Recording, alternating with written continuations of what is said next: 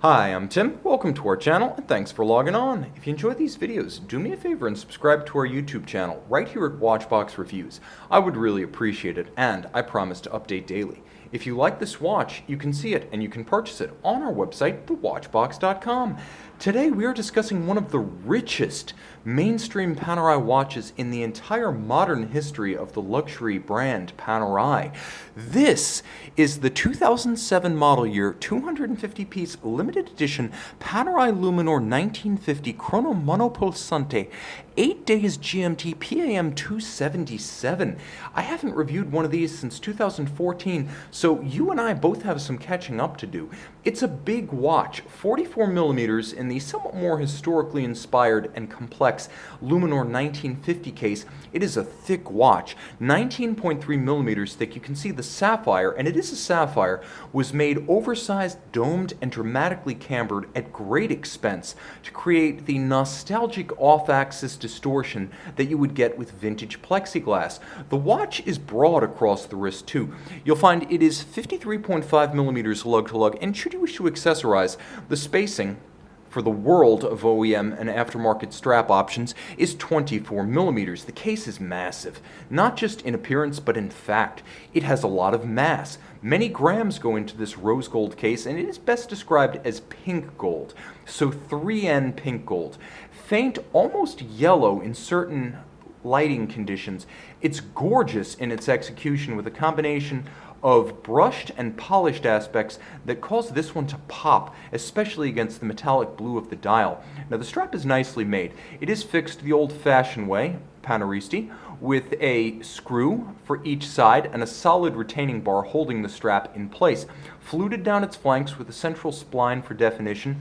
It's thick, but it's not uncomfortable. It's not stiff or tough. It has a wonderful souplesse to it. And you can see on the underside, on both sides, this Austrian-made strap features a little evacuated channel to allow the wrist to vent itself on a hot day.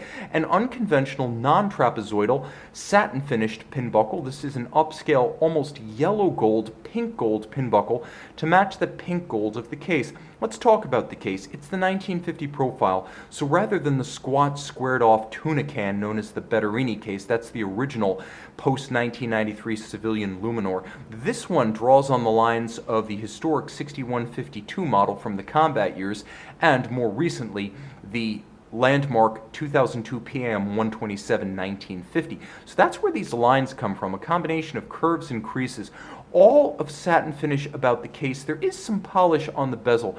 If this had been a polished case with this gold, it would have overwhelmed. Here it seems like a handsome accent to the dial itself, which is the true highlight of this watch. A sensational metallic sunburst. I'm struggling to do it justice in my light box, but this angle does reveal some of the dynamism of that metallic grain when the light hits it. Sandwich style, and mercifully not a fake patina. It's a light green, I believe C3 Luminova, so very bright at night, with the stencil on top, the blue luminescent combination giving a depth and a color to the dial by day. Rose gold, or I should say pink gold hands, there's that green C3 Luminova, and then the blue of the dial itself with the gilt or golden style printing. Now because you do have that fully loomed disc and the stencil on top, there's a three-dimensionality to this watch during the day and a three-dimensional aspect to the lume at night. It is a robustly loomed dial. As you can see, absolutely everything, including the power reserve, including the sub-dials, fully loomed. We're going to see the lume shot at the end. Stay tuned. Now this is a GMT, a mono-pusher chronograph, so we may as well demonstrate how the mono-pusher works. You have a 30-minute register at 3 o'clock as well as center seconds, and you have a double indicator at 9 o'clock. You have constant seconds, yes, but then you also have an AM-PM indicator. You can see it's between night and day that is coordinated with that stub second time zone. You have the ability to pull the crown out and make independent adjustment of the local hour hand. So as you travel, you'll note the seconds hand continues to move, so does the reference time zone, and the minute hand is uninterrupted. So you don't affect the precision of the watch as you use this travel time zone function. Now watch the seconds hand as you pull the crown out all the way. not just hacking seconds, but 0 reset seconds come into play.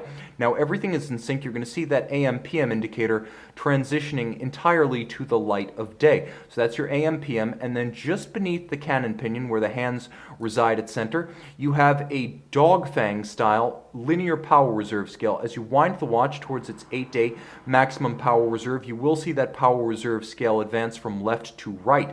Now, the device protecting the crown, a design icon. It's also quite practical. All aspect protection for the crown and stem tube assembly, instantly unlocked, so now I have full access to wind and set the watch. I don't need to unscrew it, so if your hands are wet, sweaty, or gloved, you can easily grip and use the crown. Also, it's hard to dive or jump into the water with the crown unlocked because it's hard to miss. Much easier to miss a few threaded turns of a unsecured screw-down crown. It's easy to dive or jump into the water with a screw-down crown not properly secured. Here you have that giant flag. You'll also note, since this was a 2007 model, that was the first year the small runner bearing was part of the cam lobe of the lever, making for smoother locking action. You'll note the back of the watch is just as entertaining and engaging to gearheads as the front. Here you can see caliber P2004-1, the /1 signifying that change from the conventional AM/PM to the aperture AM/PM on the dial side. Manual wind, 192 hours power reserve, 3 mainspring barrels, full balance bridge with a free-sprung index for toughness. You have a 28,800 vibration per hour beat rate, about this 29 joule Panerai manufacture movement. Truth be told, designed by Val Fleurier by Eric Klein for Panerai. Today it's made in-house. You will note that there is a column wheel mechanism, so crisp actuation of the chronograph. What you can't quite see is the vertical clutch mechanism. So if you like to leave your chronograph running so you can have center seconds to match the hours and the minutes, you can simply leave it running with a vertical clutch. There's no additional wear and tear on the system. That's the advantage. It doesn't just start and stop more smoothly, but it does in fact let you run the chronograph 24 hours a day. In spite of the fact that this watch is a display caseback, a complication with multiple through-case fittings and made of gold, it's still 100 meters water resistant, so this is very much a sports watch.